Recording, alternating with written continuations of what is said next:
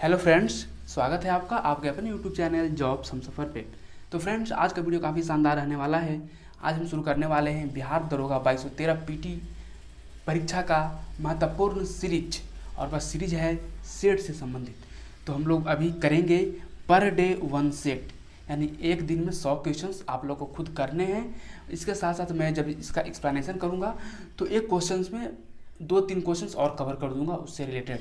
तो यानी कुल मिलाकर के अराउंड 300 क्वेश्चंस आपके कवर हो जाएंगे एक वीडियो में ही। तो चलिए स्टार्ट करते हैं इस वीडियो को। अपने ध्येय वाक्य से चलो ग्रामीण प्रशासन में। साथ ही साथ आपसे एक छोटी सी रिक्वेस्ट, यदि आप मेरे चैनल पर नए हैं तो इस चैनल को सब्सक्राइब कर लीजिए, इस वीडियो को लाइक कर दीजिए, अपने दोस्तों का शेयर कर दीजिए। देखिए फ्रेंड्स, जो आज का जो सेट चल रहा है वह रहमान सर के क्लास टेस्ट का सेट चल रहा है, ठीक है। और मैं बताऊँ कि इसका PDF भी आपको दिया जाएगा और फुल डिस्कशन सही दिया जाएगा। तो चलिए स्टार्ट करते हैं इस वीडियो को। अपने ध्येय वाक्य से चलो ग्रामीण प्रशासन में। साथ ही साथ आपसे एक छोटी सी रिक्वेस्ट, यदि आप मेरे चैनल पर नए हैं तो इस चैनल को सब्सक्राइब कर लीजिए, इस वीडियो को लाइक कर दीजिए और अपने दोस्तों के साथ शेयर भी कर दीजिए। तो फ्रेंड्स, चलिए हम लोग शुरू करते हैं बिहार दरोगा टेस्ट सेट नंबर 21 को, ठीक है।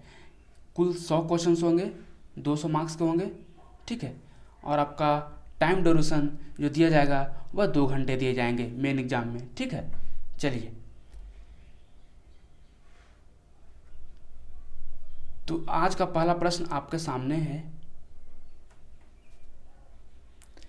30 मई 2021 की किस भारतीय घुड़सवार ने टोक्यो ओलंपिक के लिए आधिकारिक तौर पर क्वालिफाई कर लिया है?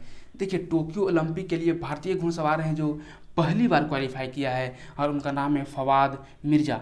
फवाद मिर्ज़ा की बात करें फ्रेंड्स, तो इन्होंने 2018 में जो जकार्ता में हुआ था एशियन गेम्स, 2018 में जकार्ता में होने वाले एशियन गेम्स में उन्होंने भारत के लिए पदक लाया था। तो इसी के मद्देनज़र वो एक अच्छे घुड़सवार भी हैं और ऐसा आशा किया जा रहा है कि वह टोक्यो ओलंपिक में भारत के लिए मेडल जरूर लाएंगे। तो पहला का आंसर 3। देखिए फ्रेंड्स, आप लोग भी मेरे साथ क्वेश्चंस का रिप्लाई करें और at the end of this video ये भी बताएं कि 100 में से आपके कितने सही हुए। नेक्स्ट प्रश्न है, 31 मई 2021 को किसने वर्ष 2021-22 के लिए भारतीय उद्योग परिसंघ के नए अध्यक्ष के रूप में पदभार ग्रहण किया है? तो 31 मई 2021 को वर्ष 2021-22 के लिए जो CII, ठीक है, कॉन्फेडरेशन इंडस्ट्री ऑफ इंडिया के जो अध्यक्ष बने हैं वह बने हैं TP नरेंद्रन। TP नरेंद्रन जी से पहले जो अध्यक्ष थे उनका नाम था उदय कोटक, ठीक है, उदय कोटक। आपको ये भी ध्यान रखना है। नेक्स्ट है क्वेश्चन नंबर 3। 2 जून 2021 को इजरायली संसद में किसे देश के 11वें राष्ट्रपति के रूप में चुना है? तो इजरायली संसद ने 11वें राष्ट्रपति के रूप में इसाक हरजोग को चुना गया है। तो यानी इजराइल के जो नए राष्ट्रपति होंगे वह इसाक हरजोग होंगे। जो कि बात करें हम फ्रेंड्स, तो इजराइल के नए PM भी बनने वाले हैं और उनका नाम है नेफ्ताली बेनेट। यहाँ पे सुधार लीजिएगा, बेनेट, ठीक है, नेफ्ताली बेनेट। तो प्रेसिडेंट का नाम हो गया इसाक हरजोग और प्राइम मिनिस्टर का नाम हो गया इजराइल का, वो हो गया नेफ्ताली बेनेट। चलिए, नेक्स्ट है क्वेश्चन नंबर 4। 2 जून 2021-22, इसको ऐसे लिखिए 2021-22 के लिए विश्व स्वास्थ्य संगठन यानी कि WHO के कार्यकारी बोर्ड के अध्यक्ष किसे नियुक्त किया गया है? तो WHO बोर्ड के कार्यकारी अध्यक्ष के रूप में केन्या के डॉक्टर पैट्रिक अमोथ को चुना गया है। तो इसका राइट आंसर होगा डॉक्टर पैट्रिक अमोथ। डॉक्टर पैट्रिक अमोथ के पहले WHO के कार्यकारी बोर्ड के अध्यक्ष के रूप में डॉक्टर हर्षवर्धन ने कार्य कर चुके हैं, ठीक है। इनसे पहले डॉक्टर हर्षवर्धन ही थे। चलिए, नेक्स्ट है, किस राज्य ने महिलाओं और लड़कियों को निःशुल्क सैनिटरी पैड वितरण करने हेतु उड़ान योजना की शुरुआत की? काफ़ी ही एक अच्छा इनिशिएटिव है और यह महिलाओं और लड़कियों को निःशुल्क सैनिटरी पैड वितरण करने के लिए जो योजना चलाई गई है उसका नाम है उड़ान योजना और यह पंजाब सरकार के द्वारा चलाई जा रही है। हम बात करें फ्रेंड्स, तो इस योजना के तहत महिलाओं को और लड़कियों को 9 सैनिटरी पैड दिए जाएंगे per month, 9 sanitary pad per month, ठीक है। नेक्स्ट है क्वेश्चन नंबर 6। हाल ही में चर्चा में रहा बनेरघट्टा राष्ट्रीय उद्यान किस राज्य में स्थित है? देखिए फ्रेंड्स, राष्ट्रीय उद्यान से प्रश्न तो आते ही आते हैं, लेकिन जो करेंट वाले जो जो करेंट में काफ़ी चर्चित होते हैं राष्ट्रीय उद्यान, उन्हीं से प्रश्न आते हैं। तो जो करेंट में जो इनका चर्चा हुआ है, उन सारे राष्ट्रीय उद्यान को आपको अच्छे से देख लेना है। ऐसे सेट के माध्यम से हर दिन हर सेट में एक राष्ट्रीय उद्यान से प्रश्न तो रहते ही रहते हैं, ठीक है। तो हम बात करें बनगेर राष्ट्रीय उद्यान जो स्थित है वह है कर्नाटक में, तो इसका राइट आंसर हो जाएगा वह सी हो जाएगा, कर्नाटक। हम बात करें इसकी स्थापना की, तो इसकी स्थापना जो हुआ था वह 1974 में हुआ था, ठीक है फ्रेंड्स। चलिए नेक्स्ट है भाषण 4 द्वीप। देखिए द्वीप तो बहुत सारे हैं, लेकिन जो द्वीप करंट न्यूज में हो वही द्वीप पूछे जाते हैं, ठीक है। तो ऐसे इसमें होता क्या है कि इससे स्टूडेंट के ज्योग्राफी के बारे में भी नॉलेज पता चलता है और करंट अफेयर के बारे में नॉलेज पता चलता है। तो एग्जाम में जो क्वेश्चन सेट करते हैं तो उनका जो पर्सपेक्टिव होता है वह यही होता है कि करंट न्यूज से भी संबंधित इन्फॉर्मेशन रखे वो लड़का, और साथ ही साथ उसे ट्रेडिशनल चीज़ों को भी पता हो, हिस्टोरिकल चीज़ें भी पता हो, जोग्राफिकल चीज़ें भी पता हो, ठीक है। तो भाषण 4 द्वीप जो है फ्रेंड्स वह बांग्लादेश का एक द्वीप है। अब देखिए चर्चा में क्यों, तो चर्चा में इसलिए फ्रेंड्स क्योंकि जो भी रोहिंग्या शरणार्थी थे जो म्यांमार से बांग्लादेश भागे थे, ठीक है, शरण लेने, तो बांग्लादेश सरकार ने क्या किया है कि भाषण 4 द्वीप पर उन लोग को जगह एलोकेट कर दिया है कि जाइए आप भाषण 4 द्वीप पर ही रहिए, ठीक है। इस चलते चर्चा में है, तो इसका राइट आंसर होगा वह हो जाएगा बी, बांग्लादेश। नेक्स्ट है क्वेश्चन नंबर 8। जून 2021 को किस राज्य सरकार ने कोरोना मुक्त ग्राम प्रतियोगिता शुरू की? तो बात करें फ्रेंड्स कोरोना मुक्त ग्राम प्रतियोगिता की, तो यह शुरू की गई है वह महाराष्ट्र सरकार के द्वारा शुरू की गई है। देखिए फ्रेंड्स इसमें होता क्या है, इसमें यही होगा कि जो उस गांव के युवा को यह टारगेट दिया गया है कि आप अपने गांव को कोरोना मुक्त कीजिए, और आपके गांव में गवर्नमेंट है जो 50 लाख रुपए का फंड रिलीज करेगी, जिससे इंफ्रास्ट्रक्चरल वर्क होंगे और कई काम उस गांव के होंगे, ठीक है। चलिए नेक्स्ट है किस देश का युद्धपोत खार्ग में भीषण आग लगने के बाद ओमान की खाड़ी में डूब गया? तो खार्ग जो फ्रेंड्स वह युद्धपोत है ईरान का, ठीक है। इसका राइट आंसर बी। देखिए खार्ग जो युद्धपोत है ईरान का है, कहाँ आग लगा है और डूब गया है? तो ओमान की खाड़ी में। अब देखिए ईरान का यह सबसे बड़ा युद्धपोत है, आप ध्यान रखिएगा। सोचिए ईरान का सबसे बड़ा युद्धपोत है जो भीषण आग में जल गया, तो इसका राइट आंसर हो जाएगा वह हो जाएगा ईरान, ठीक है। नेक्स्ट है क्वेश्चन नंबर 10। जून 2021 को जारी Times Higher Education the Asia University ranking 2021 में कौन सा संस्थान देश में शीर्ष रहा, यानी भारत में कौन सा संस्थान शीर्ष पर रहा? तो वह रहा IISc Bangalore, Indian institute of science, ठीक है, बंगलोर। तो इसका राइट आंसर होगा बी। चलिए अब देखिए जो Times Higher Education Asia University ranking में टॉप पे कौन रहा, तो टॉप की बात करें फ्रेंड्स तो चीन का यूनिवर्सिटी है, उसका नाम है सिहुआ यूनिवर्सिटी, सिहुआ, ठीक है। दूसरा पे रहा वह पेकिंग यूनिवर्सिटी रहा, पेकिंग यूनिवर्सिटी, ठीक है। बात करें तीसरे नंबर पर, तो तीसरे नंबर पर सिंगापुर का यूनिवर्सिटी था नेशनल यूनिवर्सिटी ऑफ सिंगापुर। क्योंकि भारत की रैंकिंग की बात करें तो भारत में जो टॉप रैंकिंग था वह था भारतीय विज्ञान संस्थान Bengaluru, Indian institute of science Bangalore, और इसका रैंकिंग था 37वां, ठीक है, ध्यान रखिएगा। वर्ल्ड में भारत में फर्स्ट। हाल ही में चर्चा में रहा लाल पर्यटन किस देश से संबंधित है? तो लाल पर्यटन जो संबंधित है फ्रेंड्स वह चीन से है, ठीक है। इसका राइट आंसर सी होगा। यह जो पर्यटन स्थल है वहाँ पे सभी लोग लाल वस्त्र पहन करके जाएंगे, और वहाँ की जो सरकार है वह लोगों को लाल वस्त्र गिफ्ट के रूप में भी देगी। तो आप देख सकते हैं कि वहाँ पे लाल लाल जैसा माहौल हो जाएगा, सारे लोग लाल कपड़े पहनेंगे। इस चलते एक नया कंसेप्ट लाया है चाइनीज गवर्नमेंट लाल पर्यटन का, ठीक है। तो यह चीन से संबंधित है। नेक्स्ट है क्वेश्चन नंबर 12। 2 जून 2021 को बिहार के मुख्यमंत्री ने इंजीनियरिंग और मेडिकल कॉलेज में लड़कियों के लिए कितने प्रतिशत आरक्षण की घोषणा की है? देखिए जो बिहार सरकार है जो इंजीनियरिंग और मेडिकल कॉलेज में भी लड़कियों के लिए आरक्षण घोषणा कर दिया है, तो इसमें 33% सीटें लड़कियां को इंजीनियरिंग और मेडिकल कॉलेज में रिजर्व होंगी। तो इसका राइट आंसर हो जाएगा 33 से सुधार लीजिएगा डी, 33%, ठीक है। नेक्स्ट है क्वेश्चन नंबर 13, इजराइल के विपक्षी राजनीतिक दलों के बीच गठबंधन होने के साथ ही इजराइल के नए प्रधानमंत्री कौन बनेंगे। मैंने आपको बता ही दिया है कि देखिए पहले बेंजामिन नेतन्याहू प्रधानमंत्री थे, उनको अब हटना पड़ेगा क्योंकि उन्होंने जो विश्वास मत को खो दिया। तो विश्वास मत को उन्होंने खोया, तो अब नए प्रधानमंत्री के रूप में जो शपथ लेंगे वह लेंगे नफ्ताली बेनेट। इसका राइट आंसर होगा वह बी होगा, नफ्ताली बेनेट। नेक्स्ट है क्वेश्चन नंबर 14, 3 जून 2021 को नीति आयोग द्वारा जारी सतत विकास लक्ष्य भारत सूचकांक 2020 में कौन सा राज्य शीर्ष स्थान पर रहा। काफ़ी महत्वपूर्ण प्रश्न। तो सबसे पहले तो बात कीजिए कि सतत विकास लक्ष्य जारी कौन करता है, तो नीति आयोग, ठीक है। और इस सूचकांक में टॉप पे कौन रहा, तो शीर्ष पे रहा केरल। लेकिन बात करें सबसे लास्ट में कौन रहा, तो हमारा प्यारा बिहार 28वें नंबर पे है, ठीक है। अब देखिए बात करें हम सतत विकास लक्ष्य की, तो ये तो नीति आयोग के द्वारा जारी किया जाता है। एक सतत विकास लक्ष्य जो SDG है, सस्टेनेबल डेवलपमेंट गोल, जो UN के द्वारा भी जारी किया जाता है। तो UN के द्वारा जो जारी किया जाता है उसमें हम बात करें भारत की रैंकिंग की, तो भारत का रैंकिंग है 117 आउट ऑफ 193 कंट्री। आप देख सकते हैं कितना खराब परफॉर्मेंस भारत का है, ठीक है। चलिए तो हम लोग नेक्स्ट क्वेश्चन देखते हैं। अब देखिए इसी में कोई कहे कि यूनियन टेरेटरी में टॉपर कौन है, तो यूनियन टेरेटरी में जो शीर्ष स्थान पे है सस्टेनेबल डेवलपमेंट गोल में अचीव करने में, तो वह है चंडीगढ़। तो इसका राइट आंसर होगा चंडीगढ़, ठीक है।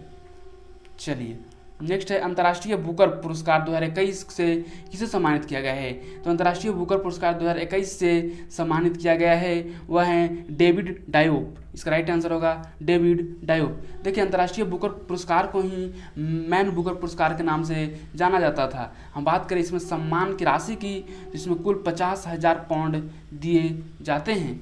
हम बात करें डेविड डायोप की, तो डेविड डायोप का संबंध फ्रांस से है, ठीक है। और इनकी जो पुस्तक है at night all blood in back, ठीक है। All night all blood is back, यही इनकी पुस्तक है जो सेकंड वर्ल्ड वार के सैनिकों की कथा पर आधारित है। और इन्हीं के लिए डेविड डायोप जी को 50,000 पाउंड के रूप में अंतर्राष्ट्रीय बुकर पुरस्कार दिया गया।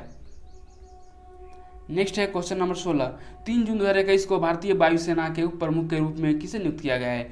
तो यहाँ देखिएगा भारतीय वायुसेना के उप प्रमुख के रूप में, तो उप प्रमुख के रूप में जो नियुक्त किया गया है 3 जून 2021 को एयर मार्शल विवेक राय चौधरी को। हम बात करें इंडियन एयरफोर्स के चीफ मार्शल को, तो चीफ मार्शल का नाम है वह है RKS भदौरिया, ठीक है, RKS भदौरिया। चलिए नेक्स्ट देखते हैं क्वेश्चन नंबर 17। चलिए तो नेक्स्ट प्रश्न है वह है भारत में अधिकतर किस प्रकार के वन पाए जाते हैं। तो भारत में अधिकतर उष्णकटिबंधीय पर्णपाती वन पाए जाते हैं। उष्णकटिबंधीय पर्णपाती वन को मानसून वन भी कहा जाता है या फिर इसे पतझड़ वन के भी नाम से जाना जाता है। हम बात करें फ्रेंड्स कि उष्णकटिबंधीय पर्णपाती वन किस क्षेत्र में फैले हुए हैं, तो बात करें क्षेत्र की तो यूपी, बिहार, वेस्ट बंगाल, झारखंड, उड़ीसा इत्यादि। हम बात करें इस क्षेत्र में बारिश की, वर्षा की, तो यहाँ पे 70 से 200 सेंटीमीटर तक की बारिश होती है। हम बात करें उष्णकटिबंधीय पर्णपाती वन के मुख्य वृक्ष की, तो इसमें मुख्य वृक्ष हैं शीशम, सागवान इत्यादि।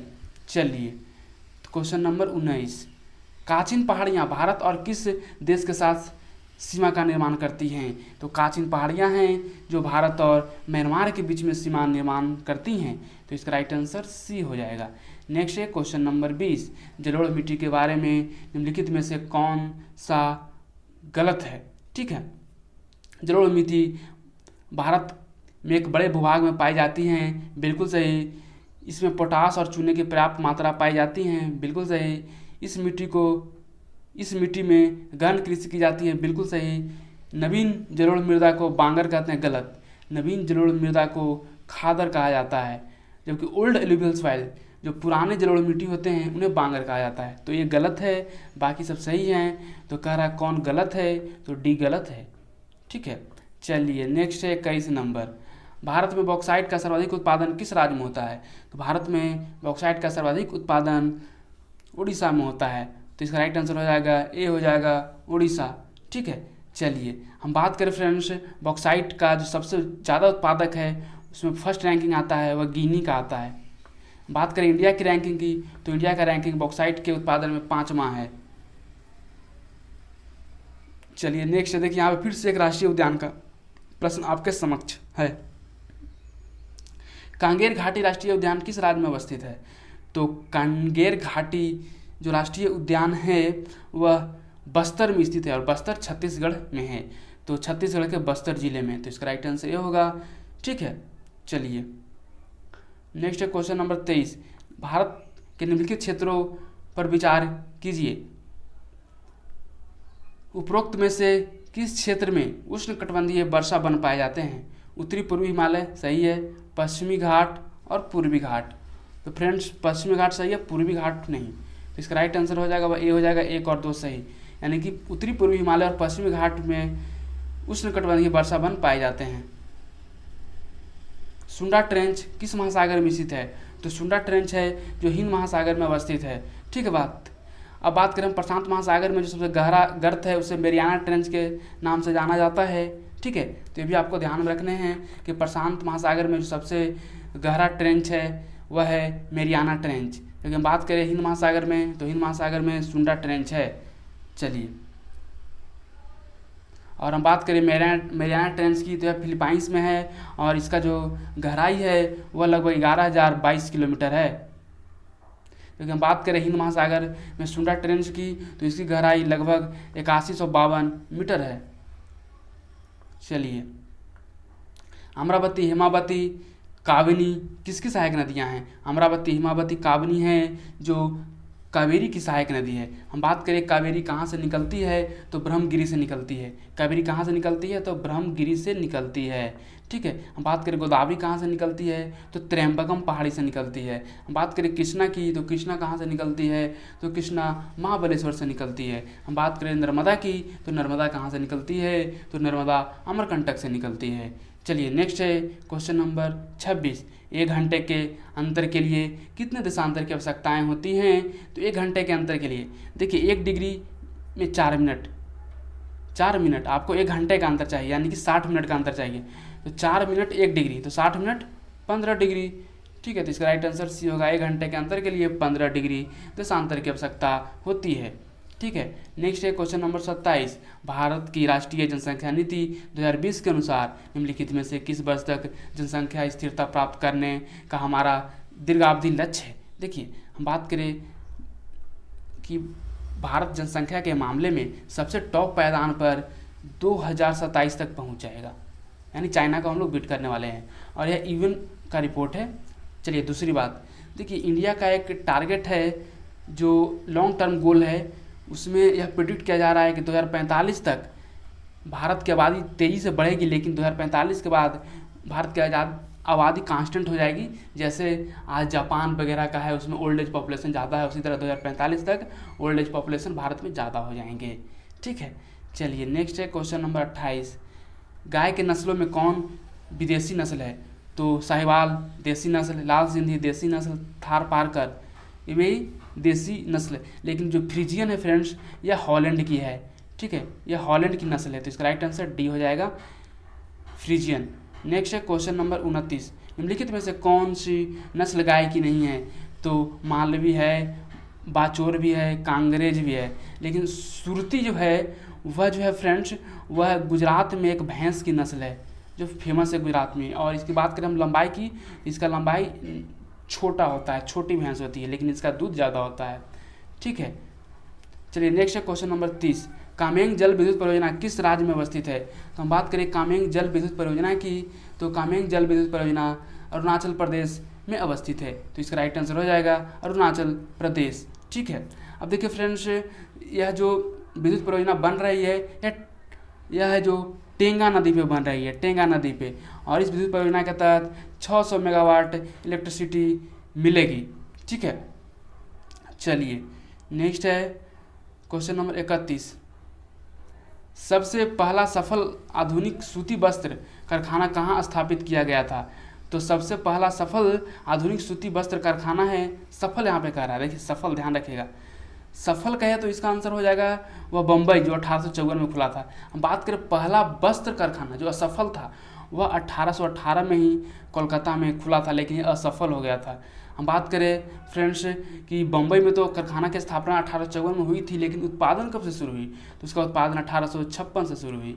नेक्स्ट है क्वेश्चन नंबर 32, 2011 के जनगणना के अनुसार सर्वाधिक ग्रामीण जनसंख्या प्रतिशत वाला राज्य कौन सा है। यहाँ ग्रामीण जनसंख्या प्रतिशत कह रहा है, तो प्रतिशत में हो जाएगा हिमाचल प्रदेश, इसका राइट आंसर ए हो जाएगा। लेकिन बात करें सबसे शहरी जनसंख्या प्रतिशत में कौन है, तो है गोवा, ध्यान रखिएगा। शहरी जनसंख्या प्रतिशत के मामले में गोवा, और सर्वाधिक ग्रामीण जनसंख्या प्रतिशत के मामले में हिमाचल प्रदेश। नेक्स्ट है पाइप्ड प्राकृतिक गैस पीएनजी प्रयोग किया जाता है। तो पाइप्ड प्राकृतिक गैस जो पीएनजी है फ्रेंड्स, वह भोजन पकाने के लिए किया जाता है, तो इसका राइट आंसर भी होगा भोजन बनाने के लिए। ठीक है, अब देखिए फ्रेंड्स हम बात करें कि पाइप्ड प्राकृतिक गैस में क्या भरा होता है, तो इसमें भरा होता है मीथेन। ठीक है, हम बात करें मीथेन की, तो मीथेन को मास गैस भी कहा जाता है, MARS मास गैस। ठीक है, अब देखिए फ्रेंड्स एलपीजी, जो एलपीजी लिक्विफाइड पेट्रोलियम गैस, तो इसमें कौन से गैस भरे होते हैं, तो इसमें जो भरा होता है वह होता है ब्यूटेन और आइसोब्यूटेन। ठीक है, आइसोब्यूटेन। हम बात करें फ्रेंड्स एलपीजी सिलेंडर में, तो इसमें एक जो गंध जो निकलती है जिससे पता चलता है कि गैस का स्राव हो रहा है, वह गैस कौन सी गैस होती है, तो फ्रेंड्स वह जो गैस होती है वो होती है मिथाइल मरकैप्टन।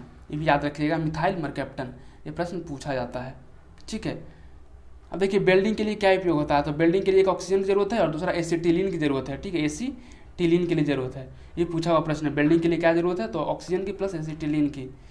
चलिए नेक्स्ट है, किस प्रकार की अभिक्रिया में सबसे अधिक हानिकारक विकिरण पैदा होते हैं, तो जो अभिक्रिया है वह है संलयन अभिक्रिया यानी फ्यूजन रिएक्शन, इसी में सबसे ज़्यादा हानिकारक विकिरण पैदा होते हैं। नेक्स्ट है क्वेश्चन नंबर 35, निम्नलिखित में से किसका उपयोग परमाणु भट्ठी के नियंत्रक छड़ों की तरह किया जाता है, तो परमाणु भट्ठी के नियंत्रक छड़ों के रूप में बोरोन का उपयोग किया जाता है, साथ साथ कैडमियम का भी प्रयोग किया जाता है। देखिए कैडमियम और बोरोन का काम क्या है, तो जो भी जितने न्यूट्रॉन्स है उस न्यूट्रॉन्स के रेट को स्लो डाउन कर लेता है एब्जॉर्व करने के बाद।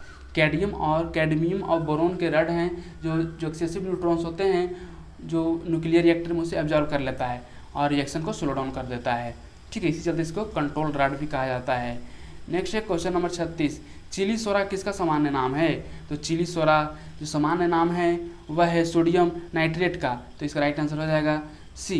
इसे चिली साल्ट पीटर भी कहा जाता है, चिली साल्ट पीटर भी कहा जाता है।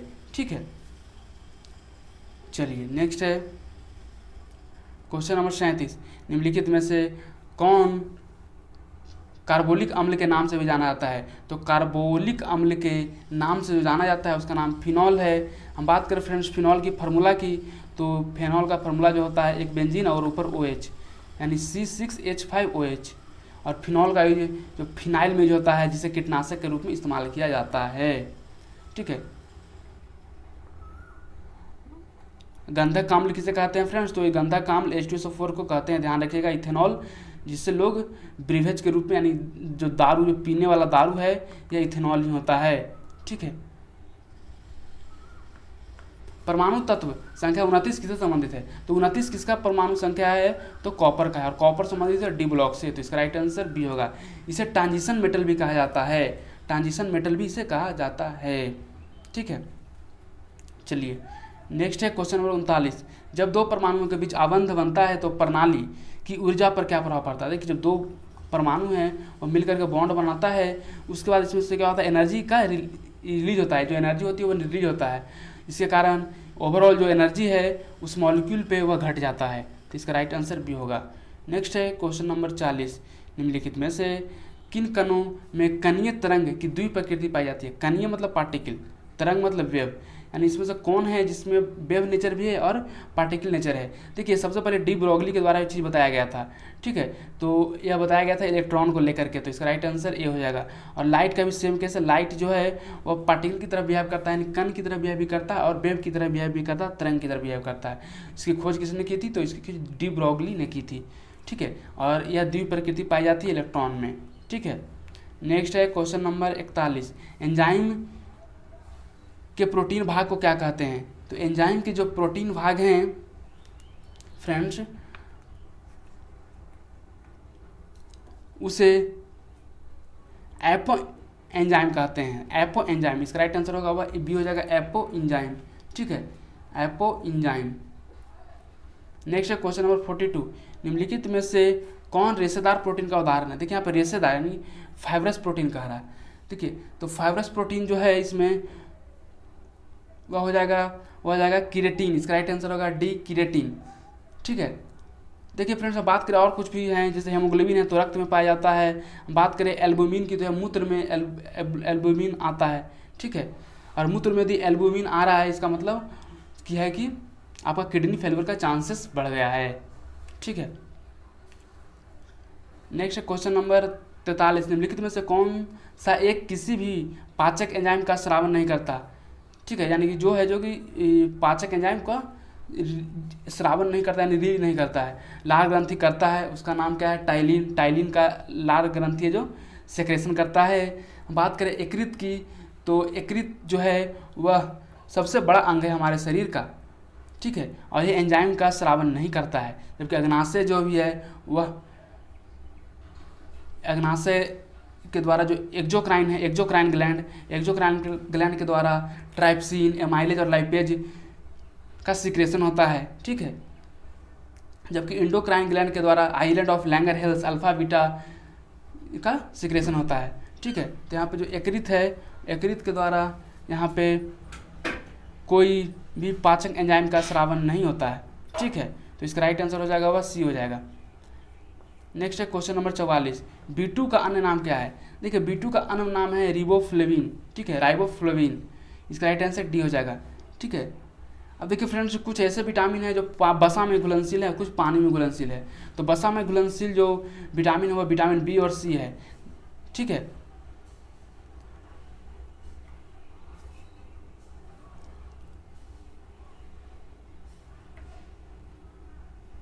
चलिए नेक्स्ट है क्वेश्चन नंबर वह है 45, मूत्र का असामान्य घटक है। तो मूत्र का जो असामान्य घटक है, जैसे देखिए मूत्र में सोडियम होता है, यूरिया भी होता है, क्रिएटिनिन भी होता है, लेकिन एल्बुमिन नहीं होता है। इसका राइट आंसर डी हो जाएगा, ये इसका घटक नहीं है। अब देखिए सोडियम का हमारे शरीर में क्या काम है, तो हमारे शरीर के ब्लड प्रेशर को मेंटेन रखता है। ठीक है, नेक्स्ट है महारंध्र जो एक द्वारक है, निम्न में से कहाँ होता है। तो महारंध्र जो एक द्वारक है वह कपाल में होता है। इसका राइट आंसर ये होगा कपाल। नेक्स्ट है क्वेश्चन नंबर 47, मानव रुधिर का पीएच, काफ़ी महत्वपूर्ण प्रश्न है। इसका पीएच 7.4 होता है, क्षारीय गुण का होता है, बेसिक नेचर का होता है। ईसीजी किसकी गतिविधि को दर्शाता है, हृदय की गतिविधि को दर्शाता है। ठीक है, नेक्स्ट है निम्नलिखित में से कौन सा दोनों बहिस्रावी ग्रंथि और अंतःस्रावी ग्रंथि के रूप में व्यवहार नहीं करता, यानी दोनों के रूप में। तो फ्रेंड्स जो वह पीयूष ग्रंथि, पीयूष ग्रंथि सिर्फ अंतःस्रावी के रूप में व्यवहार करती है। ठीक है, बाकी सभी जो हैं वह दोनों अंतःस्रावी और बाह्यस्रावी ग्रंथि के रूप में व्यवहार करता है। नेक्स्ट है क्वेश्चन नंबर 50, निम्न में से कौन सा प्रक्रम अंधकार के समय पादपों के साथ संबंध होते हैं। तो जो प्रक्रम है जिसमें अंधकार के समय पादपों के साथ जो संबंध होते हैं वह है श्वसन और बाष्पोत्सर्जन। इसका राइट आंसर बी होगा, यानी कि यहाँ पर हो जाएगा रिस्पायरेशन एंड इवापोरेशन। नेक्स्ट है क्वेश्चन नंबर 51, किसी वृक्ष को अधिकतम हानि निम्न में से कैसे पहुँचती है। सभी पत्तियों का नाश करके, उसकी आधी शाखाओं का नाश करके, उसकी पत्तियों में से आधी का नाश करके, उसकी छाल का नाश करके। उसकी छाल का जब नाश कर दीजिएगा ना आप, तो ना उसमें जाइलम का फ्लो होगा, नहीं फ्लोएम का फ्लो होगा, तो फिर पेड़ का डेड होना अनिवार्य हो जाएगा। नेक्स्ट है शुद्ध जल किस तापमान फ़ारेनहाइट पर जम जाती है। ध्यान रखिएगा, यहाँ पे डिग्री सेल्सियस नहीं पूछ रहा है, डिग्री सेल्सियस पूछता है तो 0 डिग्री आंसर हो जाता है, लेकिन फ़ारेनहाइट पूछ रहा है तो 32 डिग्री फ़ारेनहाइट राइट आंसर होगा। ठीक है, वही पूछे केल्विन में तो 273 केल्विन पे जल जो है वह जम जाता है, ये भी ध्यान रखिएगा। नेक्स्ट क्वेश्चन नंबर 53, अवतल लेंस से हमेशा निम्नलिखित में से कौन सा प्रतिबिंब बनता है।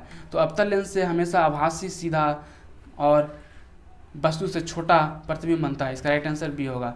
नेक्स्ट है क्वेश्चन नंबर 54, ध्वनि का तारत्व किस पर निर्भर करता है? तो ध्वनि के तारत्व की बात करें फ्रेंड्स तो वह आवृत्ति पे निर्भर करता है, ठीक है।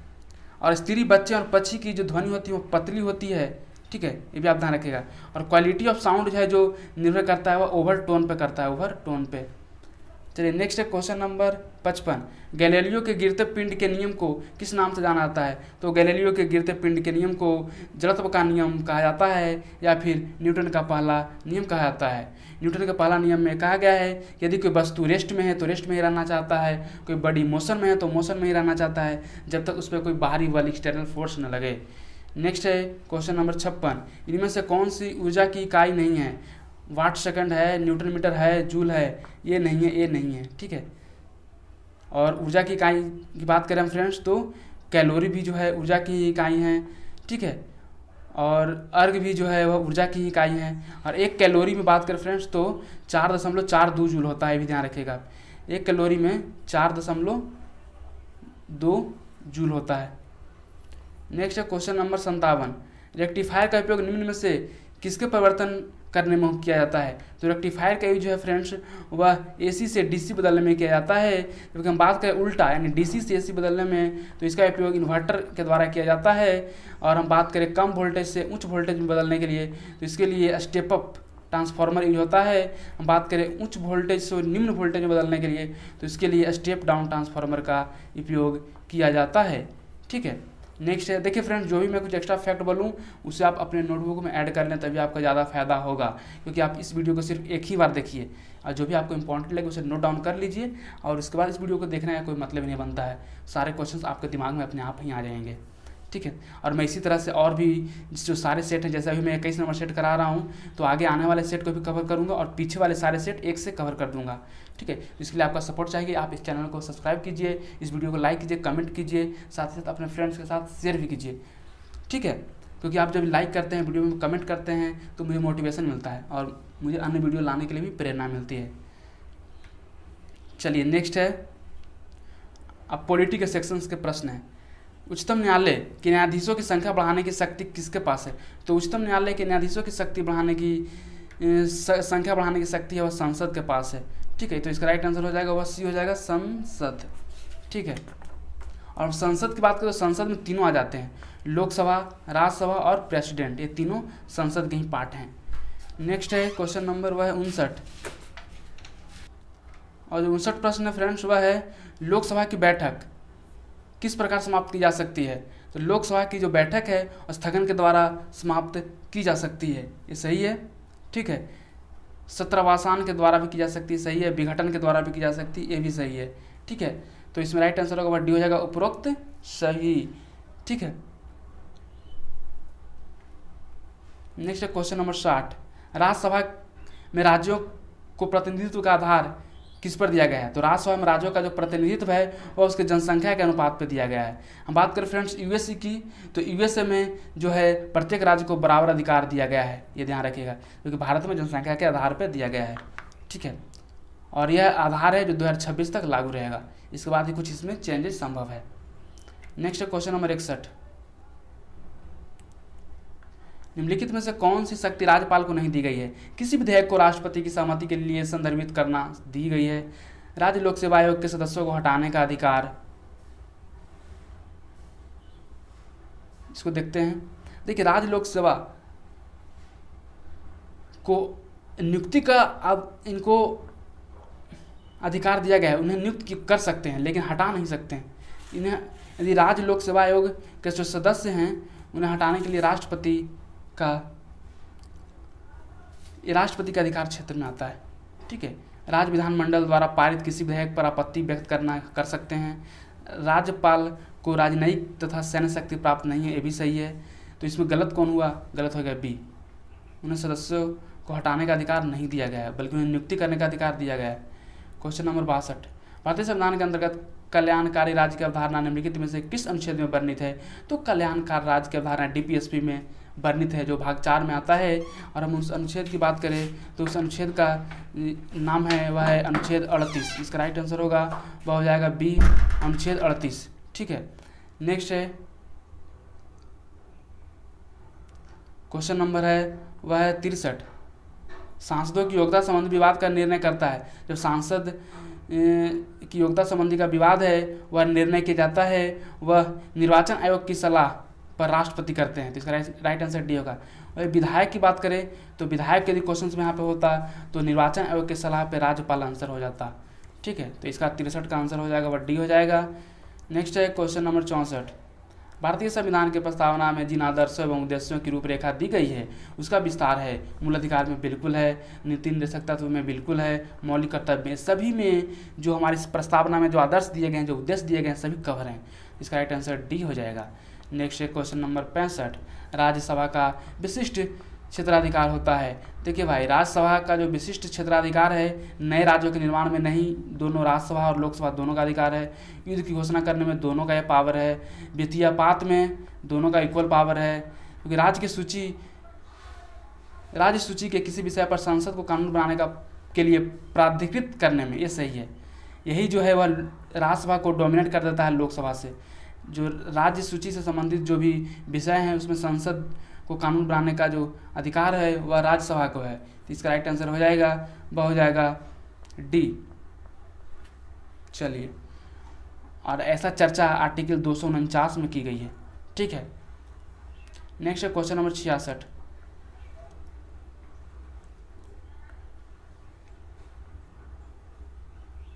देखिए क्वेश्चन नंबर 66 क्या कहता है। भारत सरकार अधिनियम 1919 के बारे में निम्न में से कौन सा एक कथन सत्य नहीं है, सही नहीं है। इसने सांप्रदायिक प्रतिनिधित्व की प्रथा को आगे बढ़ाया है, बिल्कुल सही है। 1909 में ही शुरू हो गया था और 1919 में इसे और एक्सटेंड किया गया था। ठीक है, इससे मॉन्टेग्यू चेम्सफोर्ड सुधार के नाम से जाना जाता है, बिल्कुल सही है। 1909 वाला को मार्ले मिंटो के नाम से जाना जाता है और इसे मॉन्टेग्यू चेम्सफोर्ड सुधार के रूप में नाम जाना जाता है, दोनों सही है। इस अधिनियम के तहत भारत में लोक सेवा आयोग का गठन का प्रावधान किया गया है। कहीं ना कहीं फर्स्ट बार तो इसी अधिनियम के तहत लोक सेवा आयोग का कंसेप्ट आया था। ठीक है, भले इसका विस्तार रूप दिया गया था वह 1935 का एक्ट के तहत दिया गया था, गवर्नमेंट ऑफ इंडिया एक्ट 1935 के तहत, लेकिन बेस कहीं ना कहीं 1919 वाला से ही शुरू हुआ था भारत लोक सेवा आयोग का। इसके तहत अप्रत्यक्ष चुनाव प्रणाली की शुरुआत की गई थी, नहीं, ये गलत है, बाकी सभी सही है। तो इसका राइट आंसर हो जाएगा वह है 66 का डी। नेक्स्ट है क्वेश्चन नंबर 67। संविधान में संशोधन हेतु कितने विधियों या प्रणालियों को अपनाया गया। देखिए, संविधान में हमारा भारत में 3 तरह से संशोधन होता है। 2 तरीका है, वह है सॉफ्ट संशोधन और एक है जो हार्ड संशोधन है। सॉफ्ट संशोधन जो लिया गया साउथ अफ्रीका से लिया गया है सॉफ्ट अमेंडमेंट, और हार्ड अमेंडमेंट लिया गया जो यूएसए से लिया गया है। तो हमारे संविधान में 3 तरह से संशोधन हो सकते हैं। तो इसका राइट आंसर होगा सी, 3 तरह। नेक्स्ट है क्वेश्चन नंबर 68। देखिए, राष्ट्रपति के कार्यकाल के अनुसार सही क्रम, तो यह काफ़ी आसान प्रश्न है यदि आपको ये चीज़ पता हो। ठीक है फ्रेंड्स, तो इसका राइट आंसर हो जाएगा वीवी गिरी, नीलम संजीव रेड्डी, ज्ञानी जैल सिंह और आर.के. वेंकटरमन, बी इसका राइट आंसर है। नेक्स्ट है उच्चतम न्यायालय के न्यायाधीश बनने के लिए न्यूनतम आयु। देखिए, जो उच्चतम न्यायालय यानी सुप्रीम कोर्ट का जो न्यायाधीश है उसे बनने के लिए न्यूनतम आयु कुछ निर्धारित नहीं है। तो इसका राइट आंसर डी होगा, कोई एज निर्धारित नहीं है। क्योंकि हम बात करें राज्यपाल के लिए, प्रेसिडेंट के लिए तो 35 वर्ष है, जबकि बात करें लोकसभा के मेंबर के लिए तो 25 वर्ष, जबकि बात करें हम राज्यसभा के मेंबर के लिए तो 30 वर्ष। ठीक है, हम वहीं पे बात करें फ्रेंड्स कि जब पंचायती राज में चुनाव लड़ने के लिए आपका एज कितना चाहिए, तो 21 वर्ष। क्योंकि वोट देने का अधिकार 18 वर्ष से ऊपर। नेक्स्ट है क्वेश्चन नंबर 70। राष्ट्रीय नियोजन समिति का गठन किस वर्ष किया गया। तो राष्ट्रीय नियोजन समिति का जो गठन है वह वर्ष 1938 में किया गया था। तो इसका राइट आंसर होगा वह हो जाएगा बी, 1938, कांग्रेस प्लान के तहत, कांग्रेस प्लान के तहत। नेक्स्ट है गेल की स्थापना किस वर्ष हुई।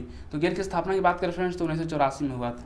ठीक है, नेक्स्ट है 72। पूर्ति स्वयं अपनी मांग उत्पन्न करती है, यह किस नियम से संबंधित है।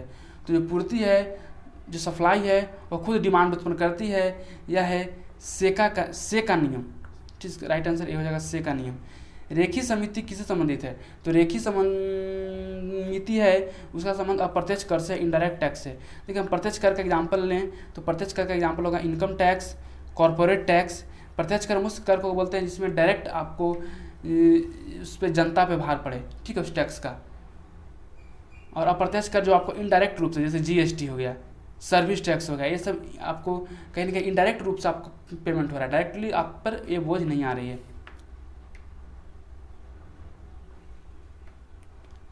भारत में मौद्रिक नीति कौन निर्धारित करता है? तो जो मॉनेटरी पॉलिसी इंडिया का है वह आरबीआई बनाता है, रिजर्व बैंक ऑफ इंडिया। ठीक है। भारत में सहकारी बैंक का गठन कितने स्तर पर किया गया है? तो भारत में सहकारी बैंक का जो कोऑपरेटिव बैंक का जो गठन किया है वह 3 स्तर पर किया गया है। इसका राइट आंसर बी होगा। नेक्स्ट है क्वेश्चन नंबर 76, निम्नलिखित में से मुद्रा के किस रूप को व्यापक मुद्रा यानी कि ब्रॉड मनी कहा जाता है? ब्रॉड मनी कहा जाता है वह है M3 को ब्रॉड मनी कहा जाता है। तो इसका राइट आंसर 76 का सी हो जाएगा। नेक्स्ट है स्पीड पोस्ट सेवा की शुरुआत किस पंचवर्षीय योजना में की गई? तो स्पीड पोस्ट की शुरुआत 7वीं पंचवर्षीय योजना में की गई थी। इसका राइट आंसर डी होगा।